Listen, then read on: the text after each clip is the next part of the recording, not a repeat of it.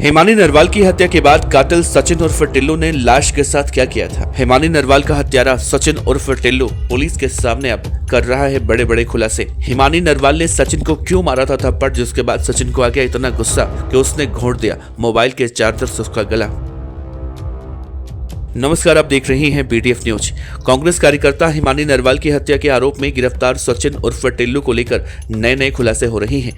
कातिल सचिन ने पुलिस की पूछताछ में कई चौंकाने वाले खुलासे किए हैं। रविवार रात दिल्ली के मुंडका से गिरफ्तार कर हत्यारोपी की पहचान झज्जर के खैरपुर गांव के सचिन उर्फ टिल्लू के रूप में हुई है। हिमानी नरवाल की गला घोंटकर हत्या करने के बाद आरोपी सचिन ने सारी हदें पार कर दी थी। हत्यारोपी ने हिमानी के शव से उंगलियों में पहनी हुई अंगूठियों को भी निकाल लिया था। इसके बाद गहने निजी फाइनेंस एजेंसी के पास गिरवी रख दिए।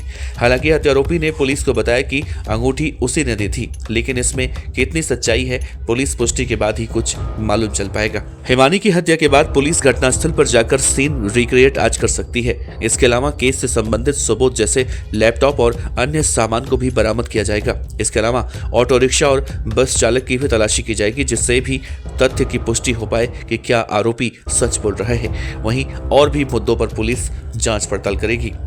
हिमानी की हत्या के बाद आरोपी सचिन सूटकेस में लाश को ठिकाने लगाने के लिए ले जाते हुए सीसीटीवी फुटेज में कैद हुआ। आरोपी की यह फुटेज सोशल मीडिया पर इस वक्त वायरल हो रही है। इस वीडियो में साफ दिख रहा है कि सचिन हत्या के बाद हिमानी के शव को सूटकेस में ले जाते हुए दिख रहा है। वो घर से पैदल ही ऑटो रिक्शा तक गया था। सचिन 28 फरवरी को हिमानी के घर पहुंचा। हिमानी और सचिन में दोपहर में रुपयों को लेकर विवाद हुआ।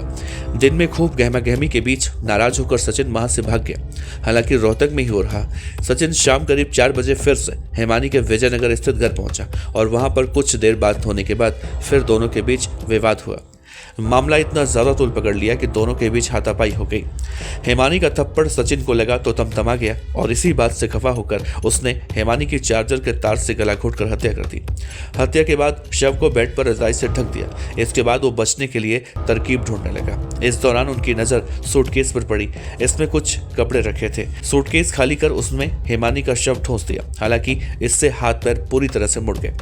झज्जर के खैरपुर गांव का रहने वाला हत्यारोपी सचिन उर्फ टिल्लू हिमानी का दोस्त था। सोशल मीडिया के माध्यम से दोनों की करीब 1.5 साल पहले दोस्ती हुई थी।